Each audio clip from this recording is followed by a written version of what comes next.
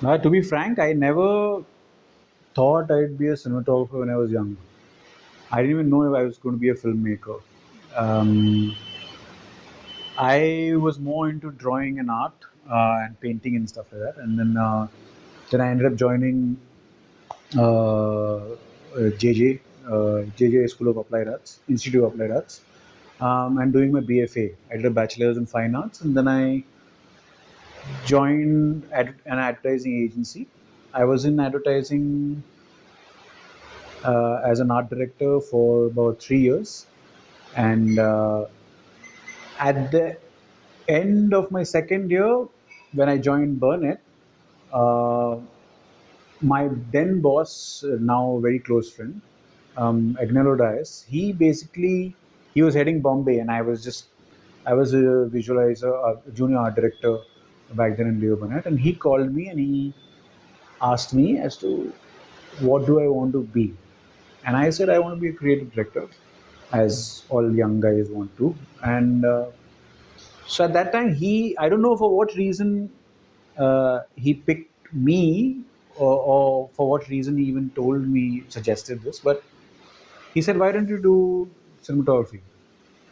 Or rather, actually, he asked me, if not this, then what would you rather do?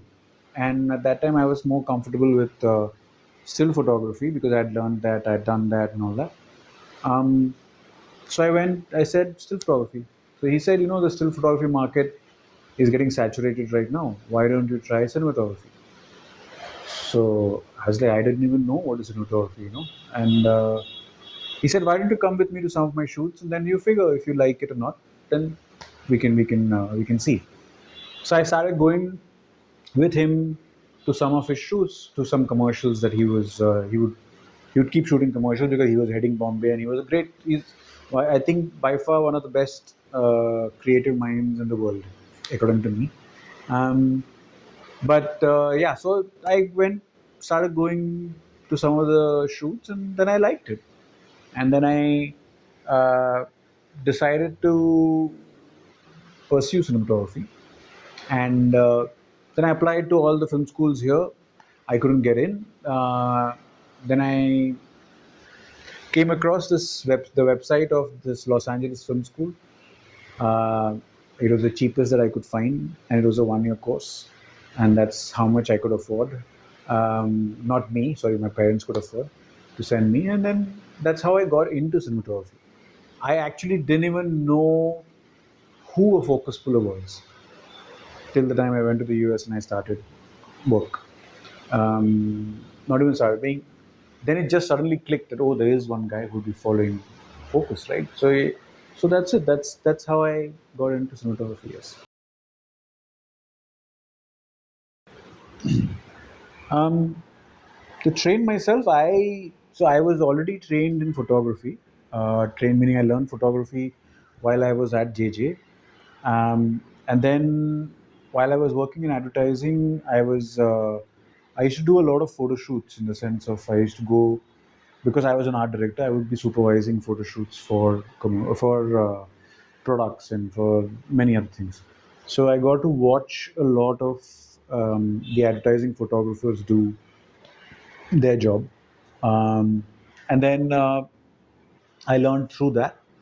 And then, of course, when I went to the US, I studied cinematography at the LA Film School, and then I trained over there with. There were two of my mentors. One was John Bailey. Um, John Bailey shot As Good as It Gets and Groundhog Day and stuff. Very like a great DP. So he taught me a lot about. He taught me a lot, but I wouldn't say he wouldn't teach. It's not about lighting and stuff, but he was a great intellectual. So he taught me about the about what is cinematography, what should it be. He helped me helped give me a holistic view on the the craft of cinematography. And the other one of my mentors was Patrick Cady, who's also an ASC member. So both of these guys, and there was also Michael Barrett, who used to teach at our school. and I got to learn from him too. So I got to watch a lot of DP's work, uh, and of course through films, and when you're in film school, we used to watch almost like, three films a day, and then when you watch these, then you get interested in their lighting, their compositions. John would often send me, uh, like I was interning with him on one film, which was a 5-day week, and then he would tell me that I could come there only for 4 days to set. And the fifth day, which was a Friday, what I had to do was I had to go to any of the exhibitions, or any of the galleries which had any of the current exhibitions going on, and I had to go there, visit those exhibitions, go through the artist's work, make my own notes, and then when I come back on Monday to set, I had to sit down with him, and he would go through my notes, and he would ask me, okay, what did you see? And because of course he had seen all this, he had seen all these, and he knew about the artists, he knew their work. Uh, so I would discuss with him. I would discuss with the first AC, who was an amazing guy, Peter Kuttner. Um, so just getting to, so we used to discuss about art, we used to discuss about architecture, we used to discuss about photography, of course, and oh yeah, also John. Not many people know this, but John was probably, he was one of those individuals who had the best photography collection in the US. He was a big supporter of this war photographer called James Natwy, and many other photographers. And but he was a phenomenal individual. Um, so yeah, that's how I got to learn about, not only just put a camera and shoot, but it's about the craft, about what it should be and stuff, and then while watching him work, while watching Patrick work, while watching many other people work in, I used to work uh, as a gaffer and a grip, or a light, or an electrician and stuff, when I was in the US. So while watching these guys work, you get to absorb a lot of things that stayed in my mind, and that's how I you could say that that's how I trained myself. But then I wouldn't say that the training is stopped.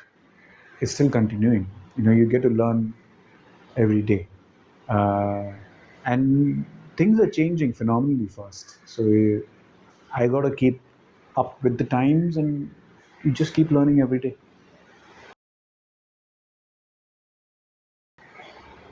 I didn't assist anyone. I didn't assist anyone in India. Um, I went to the US in 2002 to study cinematography. Came back to India in late 2004. Um, I just assisted John while I was there in the US. John Bailey, Patrick Cady, and I was, well. I wouldn't call it assisting as such. I was more their interns, more his intern, meaning their interns. But I did work as a PA on like 2 seasons of CSI, which was the number one show in the US at the time, and I got to see a lot of people work. When I got back to India, I approached a lot of people for um, to assist if I could assist, but then everyone was had their own team. Now I understand why people say that, okay, we have our own team, we can't take people in, which is the case, But I didn't assist anyone here while I was in India. Um, I just went around with my. I had a showreel in hand, and every day I used to just go out of the house with a bunch of showreels and just go to people's offices, uh, people who I knew from my advertising days, people who I didn't know, people who I followed as directors and stuff. I used to go every day, just meet people and just show them my work, and then uh, yeah, that's how I landed my first feature. So I was showing my work to Harsh Dave, who used to own a company called Film Farm at the time. They used to do a lot of commercials, and he was looking at my work, and while I was in the US, I had shot something like two films on HD, which was very new at the time, in 2000, end of 2004, and Harsh looked at that and he said, "Hey, what is this shot on?" I said, "Shot on HD." So he said, "Oh, really? Oh, okay." So then he said, "Just wait." And then he called someone and he said, "Hey, there's this kid here who is shot something on HD and it's quite nice. So you should probably take a look at it." And I said, "Sure." And then he said, "Should I send him over right now?" He said, "Yeah, yeah, yeah." So, so he put the phone down, took the DVD out of the tray, put it in my shoulder, and get back to me and said, "Go. You have to go meet Rohan right now at so and so address." And I was like, "Oh, okay, sure." So I went ahead and then went into, when I reached the place, it was the offices of Ramesh Sippy. So I got to meet Rohan Sippy there, and Rohan's phenomenal in his sense of he always wants to try out new tech. Um, and at the time, they were prepping to do two films. They were prepping to do one film which was Taxi Number 911, and which was directed by Milan Luthria, and the second one was a horror film which was going to be directed by Vikram Bhatt, and he wanted to shoot both those films on HD. And so he watched my work, and while he was looking at my work, Milan walked in. He also saw it. They liked it, and a week later, I was again doing my rounds, and then Rohan called me and said, "Hey, what are you doing? Come right now." I went into the office, and he said, "Okay, so we are starting work from next month. This is it, and yeah, that's the film." So I was like, "Okay, sure." And there was no other discussion about monies, about anything, because I was just stoked that I just got a job. I just landed a gig. Um, so that's how I got my first job. Yeah. Oh, the most important factor for me is most important factor is the story, for sure.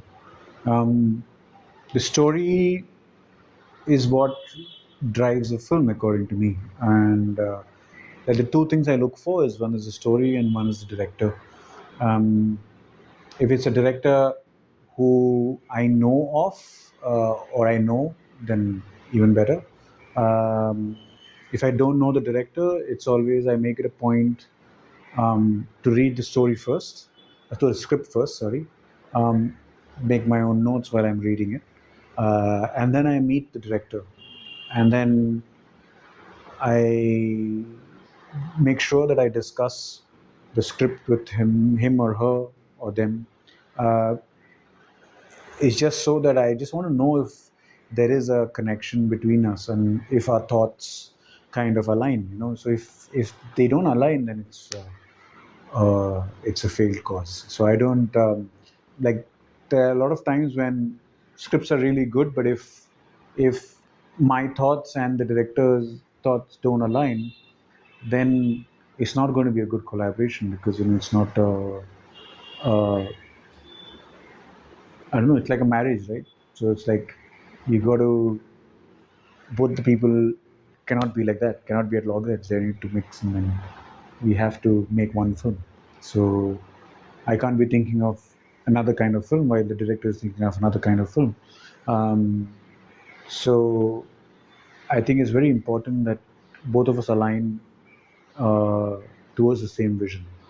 Um, and again, the director is the captain of the ship. So uh, if they feel that it should be a certain way, great, you know. Uh, but yeah, I don't think I have, no, not don't think, meaning I know, I till date I haven't taken up a script wherein I felt that, oh, I shouldn't have probably done this. Uh, there are thoughts, there are times, there are always down times when you take up scripts and when you're shooting a film. it's not an easy job as a DP, because you are managing many things at the same time. Uh, you are the head of your department, of course, but then at the same time, you're also managing a lot of people who are working under you. You're managing who a lot of people not only under you but with you, or maybe the people who are actually paying for the film.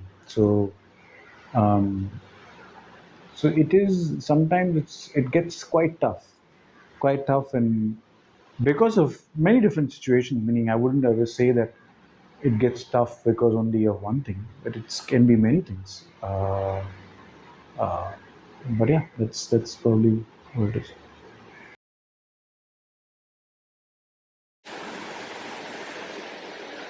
I would say it's both. I wouldn't say it's. Meaning the reason I'm still learning. That is, I wouldn't say that the thing is, you never stop learning, right? You do something, and yeah, it's intuition comes along with it. Right? You are doing something because you feel that, oh, maybe this might look good, or might look good in the sense looking good is subjective, but it's the overall thing as to what you feel at that particular moment. You feel that, okay, this is the way to go. So that's the intuition that you're getting. A lot of times when you're running for a particular kind of light, and then when you do it, you feel, okay, that's great. That's intuition.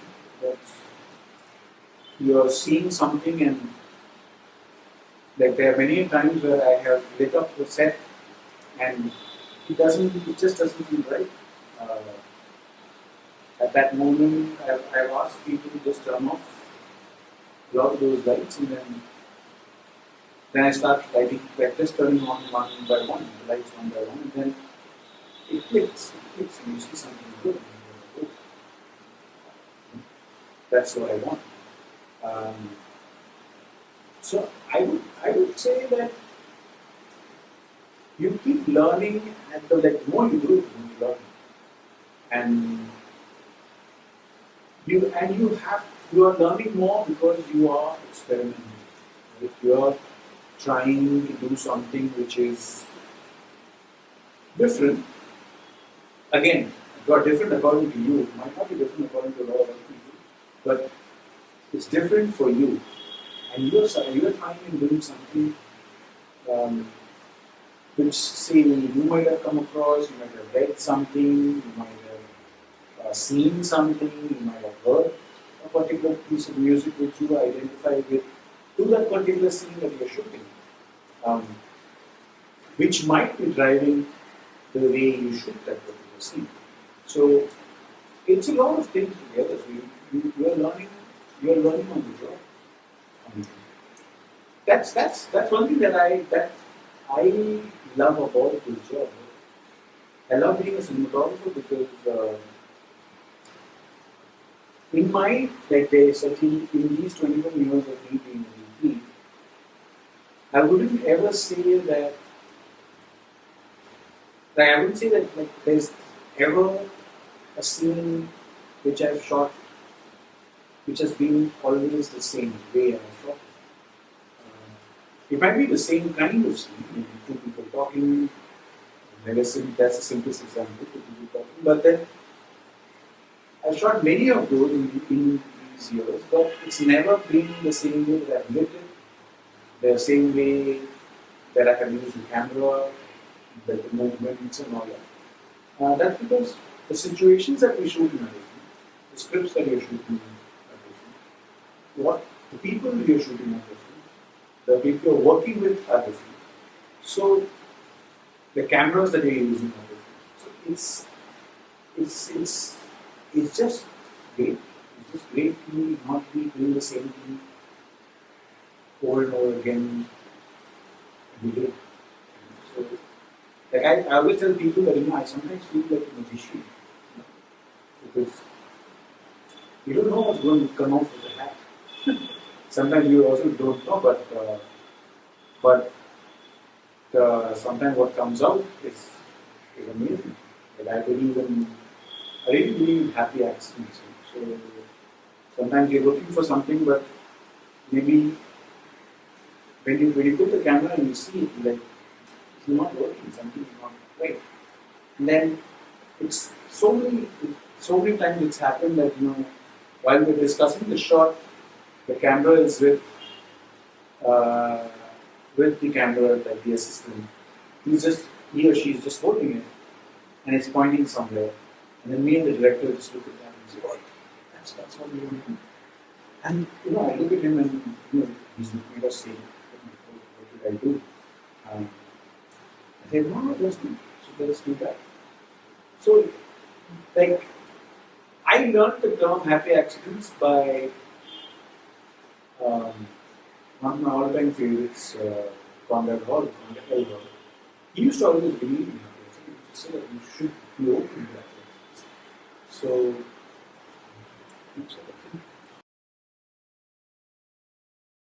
the last film that I shot was is a film in Malaysia. It's based in Malaysia, West Malaysia to be exact, in a state called Kuala Selangor, and it takes place in a small fishing village called Pasir Panambang. Um, I just finished shooting the film in January of 26. Just finished grading it last month, and that film is it's a small film, but it follow uh, we follow a girl who is mentally not stable, and uh, so okay, let me rephrase that. The story is about this one girl who is mentally not stable, who's been locked up in a room, and then the male lead is played by Ajay, or Jack Tan, who is the younger brother in Abang Adik, and it's about this girl and this other guy who who's just come back from prison for a murder that he didn't commit. Uh, so it's about how these two outcasts in the society, come together and fall in love, and it's about what happens in their life. So it's a nice film. It's a hard film. Like a friend of mine sometimes says, Kartik, you got to stop doing sad films. You got to stop doing. You got to start doing some happy films.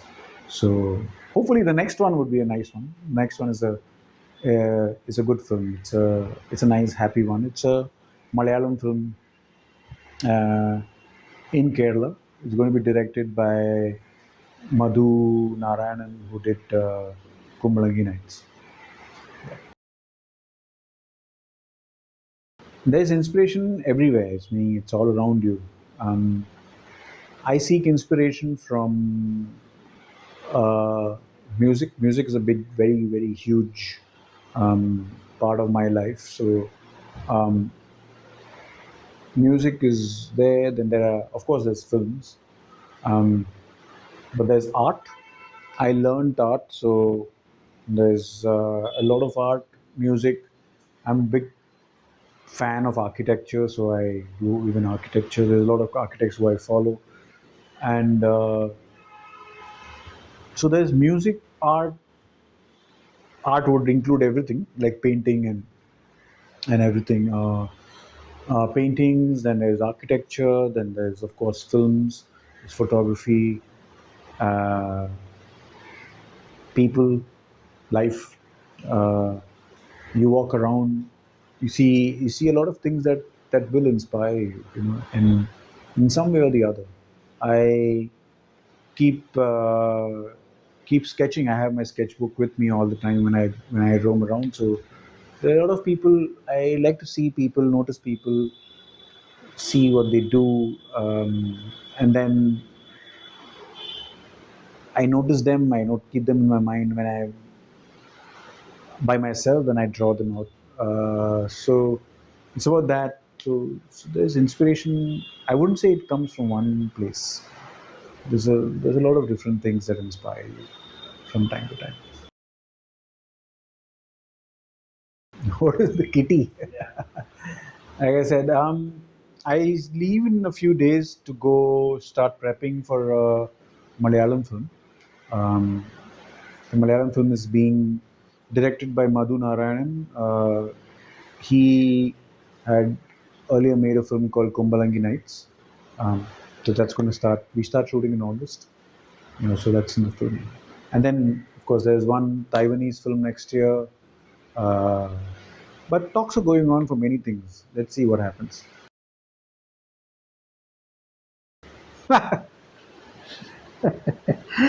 Uh, I don't know, man. There used to be a time where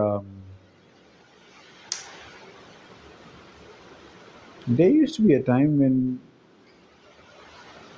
you'd say that I want to shoot like a large film or something, but now no nothing. I wouldn't say it's an extremely difficult question to answer. What's my dream project? I don't know. Dream project would be where um, which is actually never happened, but it's extremely difficult to happen. Like it's just, you get to work with the best people, you get to work in the best light, in the best places which have the best light, and uh, and the best situations, and yeah, but that's a dream. It's actually a dream. It never happens that um, it never ever happens that this is the way that everything goes as per plan. It goes, but it goes in the right direction. Sometimes the wrong direction also, but mostly in the right direction. But you're paving the path for that. So yeah, it's an actually I don't think I can answer the question frankly. I probably say for me, I would. You're always making up some kind of blunder or something on set. It's not a. Uh, but I would say memorable for me. I would say something that actually um, I learned a lot from. Let's put it that way. More than memorable, I would say it's. I was shooting a film, and then I was working with the director, and then we had set a particular grammar for a particular scene, and then in the middle of that, while we were shooting, they asked me to just, they said, let's shoot it from here, and I said, that doesn't make sense, because it's grammatically we've said that we'll shoot it from here or there, whatever. But he said, no, no, we have to shoot it from here. I want that shot. And I'm not a person who shouts, or I'm not a person, but I'm definitely a person who sulks though.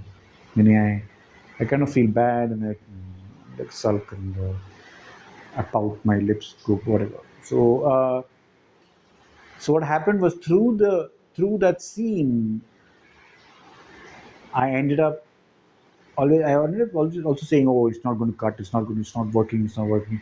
Something like that to myself and also to him. But then this is what I feel. I feel that I was being really difficult at that point. So, and then when I saw the edit later, they did use the shot, and it made no difference. It made no difference to my grammar that I was thinking of, or the film. Great. Uh, it turned out quite well, but the thing is, what ended up happening was I ended up not working with the director for the next couple of years because you know I feel I was being quite difficult at the time. So it's a good learning. It's a good learning to know that what is it that you're fighting for. Meaning, is it actually worth what you're winning? what you in your mind have built up the whole thing. But is it actually, if it sometimes it makes no difference, or sometimes actually more than that. Probably I should probably say that what it taught me is to look at things differently. Is that when you're doing something, so like I would never, right now I never ask a director, or I never tell a director that, oh, this is not how we should do it. I would probably say, this is, should we try another way, should we try this way? Because sometimes what happens is that you might think you're seeing a scene a particular way, and that's the best way that you should be shooting it. But if the director has something different, like a different shot, a different angle or something, you should try it, because you might also be wrong. So that's what that taught me, that you could be wrong. I could be wrong, not I shouldn't have just, I should have probably said, oh yeah, sure, sure. So that's what I do now. um, like I always tell people that there are only two people who can say no to a director for shots, or like no to doing not doing a shot, or to cut down shots rather. And those two people are the producer and the first AD. As a DP, I'm a greedy guy, so I'm always going to say yes to, if the director says, oh, let's, can we do one more shot, I'll say, yeah, sure, let's do one more shot, why not? And if there's a different thing that they are suggesting, then I'm open to it, because I might be wrong. you know that might probably end up making the film a lot better. You never know. You Once you place the camera, you know whether it's working or not. Once you place the camera and the actors come in front, you see them, you know you know if you are heading in the right direction or not. The only, well, the thing I would like to tell cinematographers who are starting off is, always be open to suggestions. Um, yes, you are kind of the custodian of the image, but you can't. There are a lot of people who make that image. It's not only you. So learn to collaborate. Learn to learn to accept your mistakes. Um, don't be afraid of saying, yes, I screwed up.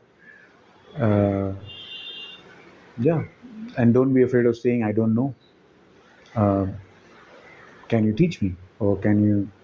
I don't know this, but let's try. You know.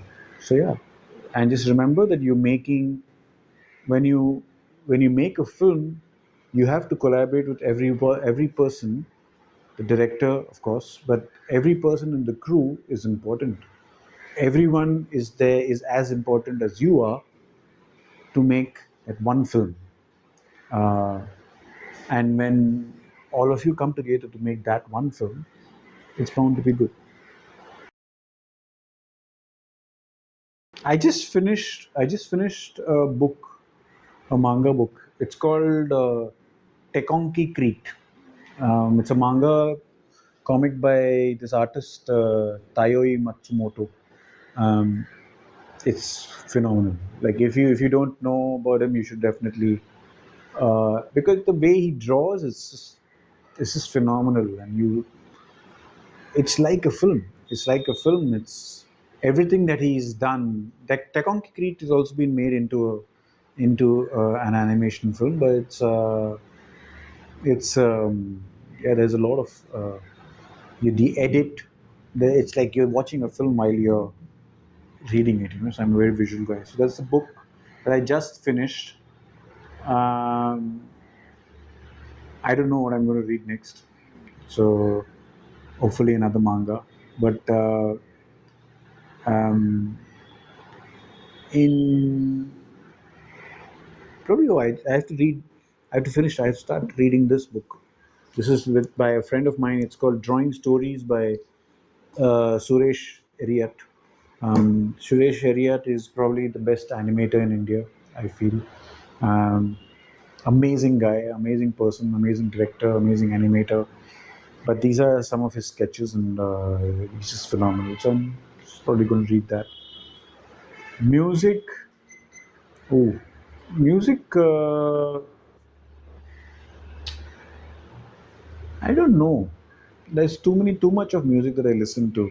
Uh, I've been listening to some old stuff, old old jazz um, songs that I had. There's the Jaco Pastorius, who I like a lot. So I've been listening to that, and then there's this band I was listening to called Magic Numbers. Uh, I'd heard like I knew of them when I was in the US, and I came back, bought the album, and I was listening to that. But yeah, I'm just rehashing some old music. And film, what did I watch? The last one I watched was Backrooms. Uh, it was good. Um, like it was, it's made by a 19-year-old director. It's grossed over $100 million. So I watched that. So it was okay. And but too many films to watch, too little time. Don't know what I'm going to watch next.